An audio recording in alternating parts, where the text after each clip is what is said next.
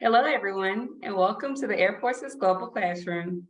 My name is Michaela McCurry, and I work with the outreach team here at the Air Force Culture and Language Center. Thank you for joining us for another episode of AFCLC TV. Today, we are honored to have with us AFCLC's Associate Professor of Regional and Cultural Studies for Europe, Dr. Elizabeth Piper, who's joining us as our guest to discuss her new video series available on AFCLC's Culture Guide app, Resilience to Misinformation and Disinformation. Dr. Piper has a BA in History from Davidson College and an MA and PhD in European History from the University of North Carolina at Chapel Hill. Her research and teaching interests include political extremism, information warfare and strategic narrative, public memory and history, and cultural property protection during conflict. She has more than 20 years of teaching experience in civilian higher education and served as the Director of Faculty Programs for the Associated Colleges of the South. She is a former Fullbox Scholar, Alfred J. Lerner Fellow in Holocaust Studies, Holocaust Education Foundation Fellow, and graduate of the George C. Marshall Program on Terrorism and Security Studies. At AFCLC, she teaches pre-assignment acculturation courses for UCOM and developed the International Aircrew Cultural Training, or INTERACT, course for our Air Force personnel assigned to the NATO AWACS unit in Germany. She also lectures for USAFSO's UCOM orientation course, and at Air University, she has taught foundations of strategy and electives on extremism and disinformation, and has lectured in global security studies in IORS preparatory courses. Dr. Piper, thank you so much for joining us today. Thank you for having me, Michaela, and thanks for everybody for tuning in to the show today. All right, so let's get started. So you have a new video series that you recently created called Resilience to Misinformation and Disinformation that is available on AFCLC's Culture Guide app. Can you start by giving us an overview of the series? Of course. The series has 4 parts, and each video is about 20 minutes long, so you can complete the whole series in less than an hour and a half. The first part is understanding the problem. So it's really an overview of the information environment that we're working in today, and why we need to think differently about digital information. What most of us have been taught about critically evaluating information is, in many ways inadequate for today's information environment. The second part of the series deals with self-awareness. So really, it gathers the most relevant findings from cognitive and social psychology about how we think and why we believe things that maybe we shouldn't. The third part switches gears and looks at the situational environment, if you will. So the digital terrain of information battles, and how algorithms work, how bad actors game the system with computational propaganda, and what kind of tropes and things they use to manipulate us. And then finally, the fourth part is a practical toolkit, if you will, of free resources and methods that are available to help sort reliable information from bad information. And this is something that I have found is often lacking in programs like this, that too often, there's the alarm is raised and you're told to beware and to think critically, but not really given a lot of help in how you go about doing that. Just an example, usually they tell you to be skeptical and critically question everything, and that's not always that helpful.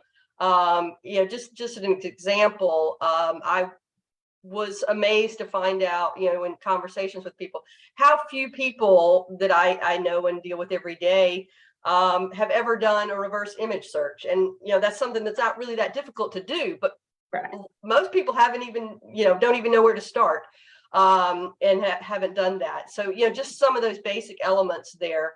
So part 4 goes through various ways of answering the questions who, what, when, where, and why when it comes to digital information and evaluating it in real time. And of course, this is an area that is constantly evolving. Bad actors keep developing new ways to evade detection with misinformation and disinformation, and we keep developing new ways to detect it. So, but at least part 4 kind of gives you a place to start in stocking your toolkit with ways to process information. Awesome. So who would benefit from watching this video series, or who is the series intended for? Well, I think there's something for everyone here. One thing about misinformation and disinformation is it's always someone else that falls for it. It's never us, right? So it's not going to be me. I have a PhD. I would never fall for misinformation or disinformation. It wouldn't be you, Michaela, because you're in media. You know better about these things. The cyber experts, they would never fall for this. The younger generation is supposed to be tech savvy on social media. The older generation has the experience not to be fooled by these things. So it's never us. But in fact, the truth is we're all vulnerable. Right. And so I think there's something here for everyone. There are situational vulnerabilities as well. We might be resilient under normal circumstances, but we all go through times in our lives when we're angry at the world, when we're searching for meaning, when we're just feeling lost. And what a lot of people don't understand is that through our everyday use of the internet, bad actors can predict those moments and target us precisely at those times when we're most vulnerable. So I think there's something for everyone here. While those with cyber expertise might be more familiar with the way algorithms work and generative adversarial networks or GANs, whereas a social scientist or a historian like myself, that's all sort of new territory. So while one set of viewers might benefit, learn something from the aspects of learning more about the internet and how it works. Others will learn something from the social psychology and cognitive behavior theories and such. So I think there's something for everyone here. Awesome. And it's definitely great to know that both military members and civilians and academics can all benefit from just watching this series and having this information. So for airmen, what is the importance of airmen or just any service member having knowledge on this subject? I think it's really crucial in this day and age. It affects so many things we do now. Obviously, it's an important issue for everyone, but even more so for those who are, responsible for assessing threats, for understanding, who find themselves on, as part of their career in harm's way. It's important to operational awareness. If you're overseas and working in a host partner nation and there's disinformation being spread about their attitudes towards Americans, that's going to affect how you operate in that environment. And it may be a vulnerability for our forces there if we don't interpret that correctly. It's also important, our society today is divided, and disinformation and misinformation, one of the goals of using that is to divide us and to divide us from within our own society and divide us from our allies and partners. So it's important to combat misinformation and disinformation, to maintain unit cohesion, to keep our relationships with our partners and allies healthy. And ultimately, it all comes down to the will to fight as well. And RAND has started a new research project on the will to fight and its importance to our conflicts and our successes. And so, that's a big part of this as well. So, I would say operational awareness, unit cohesion, working with partners and allies, and also just maintaining a healthy will to fight for the things we believe in. Okay. So how can our military leaders utilize these videos to teach resilience and the things that you just talked about to their teams? Well, it's set up to be pretty much self-sufficient, and that's so you don't have to worry about going out and doing a lot of prep and lesson plans and things like this. Watch the videos, watch them all together or separately, and then just discuss. So I think they're pretty easy to use and very accessible. Mm-hmm. Okay, that's great. Kind of going back to what we talked about for the importance of this video series to our military. In general, how does having resilience to misinformation and disinformation and just having that toolkit, how does that play into our national security strategy and national defense strategy when we're talking about allies and partners, adversary understanding, and just having that operational awareness? I think that it's become very apparent to our leaders, our political leaders, and our military leaders that this is an important aspect and something that we need to work on. We know our adversaries are using disinformation as part of hybrid warfare strategies. It's a cheap and effective way to defeat us or have us defeat ourselves in many ways. No amount of hardware or cutting edge technology, weapons technology is going to achieve victory if disinformation divides us from within and divides us from our partners and allies and undermines the will to fight. Deception has been a part of warfare for thousands of years. Right. But this is sort of a new aspect, a new acceleration, escalation of that, or the multiplication of the impact that deception can have. And it's much harder to track because it's not just from the top down or from the one to many, so from a state actor to the many, it's the many to the many. And so it's something that I think is incumbent on all of us to work towards building resilience to it. And I think our leaders and the national security strategy and such, they acknowledge this. The threat is coming from foreign adversaries, but also extremist organizations that seek to recruit military members who have skill sets that they would love to have, and bring great credibility to these organizations once they're recruited, and as well as just apolitical disruptors who just like to cause chaos.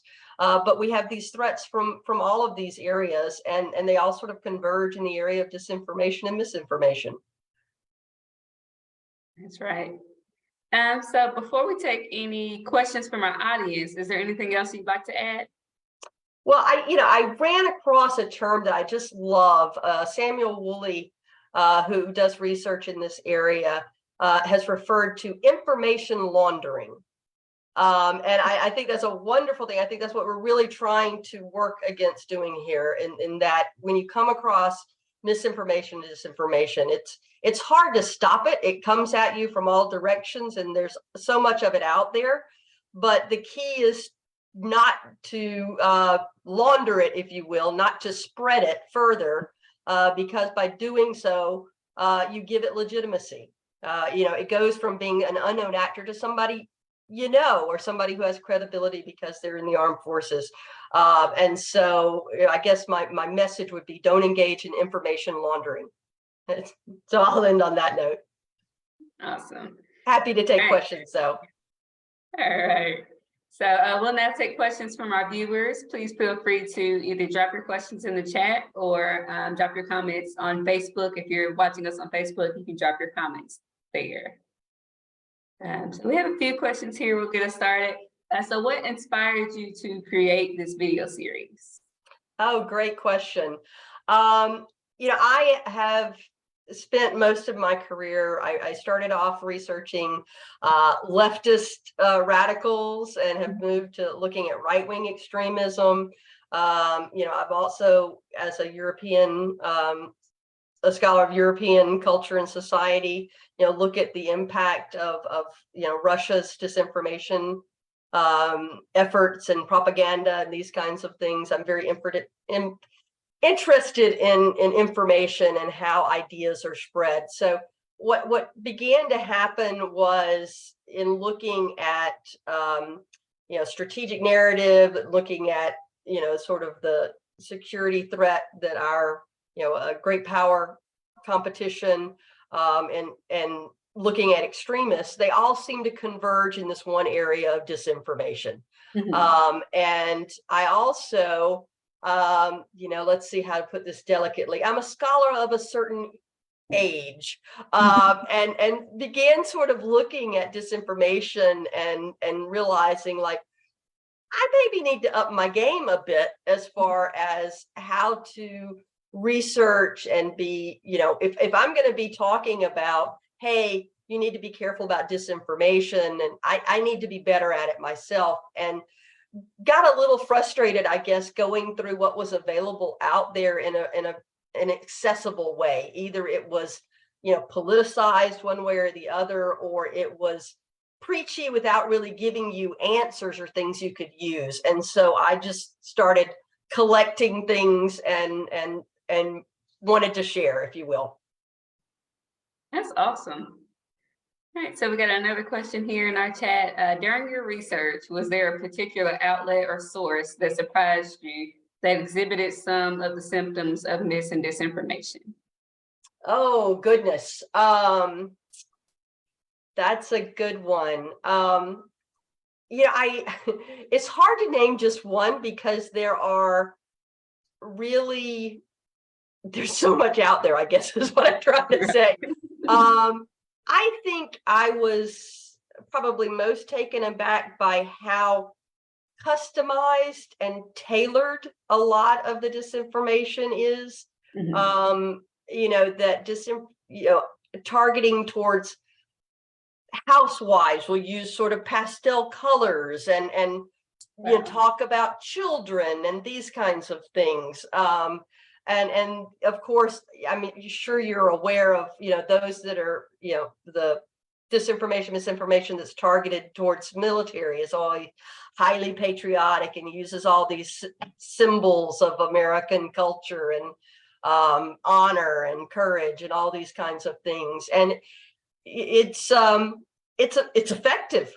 And so, just trying to figure out a way of addressing it without finger pointing, if that makes sense, because I think there's not one group of people who are vulnerable to this. And I think too often there's this sense to say, at least, from academic standpoint, it's like, oh, these people are undereducated or they're gullible or whatever. And it's not really true. You've got just as many people from all walks of life who are being sucked into a lot of this. And the video series is not a cure-all. Don't get me wrong. I'm not naive about that, but I think any steps we can take towards making ourselves more resilient is a step in the right direction. Just like when you hear about various financial scams, or you get phone calls, and you once you know about them, the first couple of lines you hear, you're like, I know that's a scam. and so you already have an awareness, and that's really what this is trying to do, is just to create an awareness, so you're just clued in a little bit more to some of the ways in which these manipulators go about trying to get you hooked and influence you. Right. But no one source. Although I will say I have been fascinated by the disinformation sites that pose as fact checkers.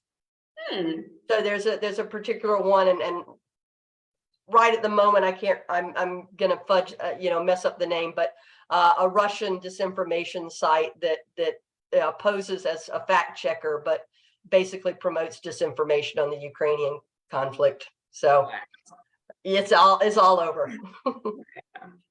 That's definitely something to look out for. So what would you suggest if people, after watching your video series, getting kind of an overview and an awareness, what would you suggest if people want to do a deeper dive or have more in-depth discussions on this topic?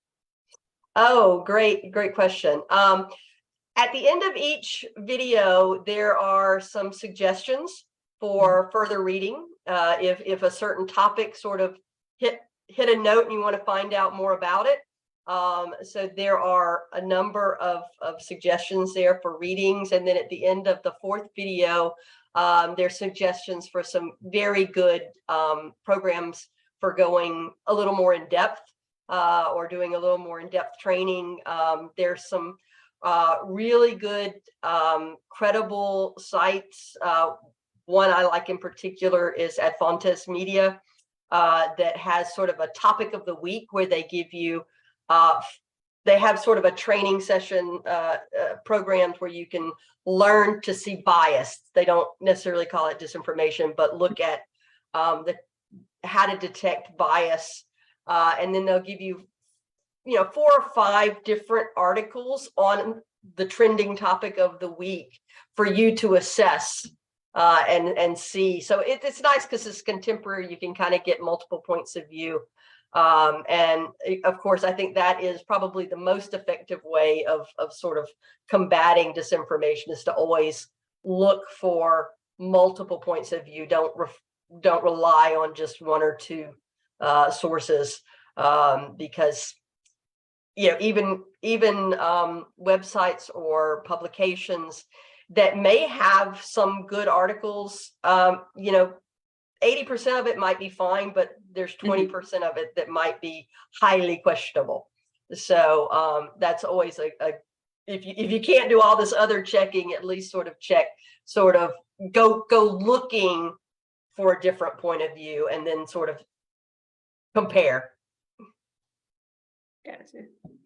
All right. Let's see if we have And any maybe more we can do a questions. few more down the line. We'll see. All right, we'll be looking forward to it. All right, that looks like the end of our questions that we have here. So before we sign off, we want to encourage all of our viewers to download AFCLC's Culture Guide app. It's available in the App Store and in Google Play. And you can view this video series by Dr. Piper and also our other educational content that we have available. So thank you for joining us, Dr. Piper, to enlighten us on this essential topic. And also, we'd like to thank our IT support, Ms. Tayaja Cannon-Barnes, outreach team member, Ms. Lori Quiller, our AFCLC staff, and all of our viewers who tuned in to watch today. So please join us next month for another episode of AFCLC TV. And until next time, remember, we are AFCLC, the Air Force's Global Classroom. Thank you.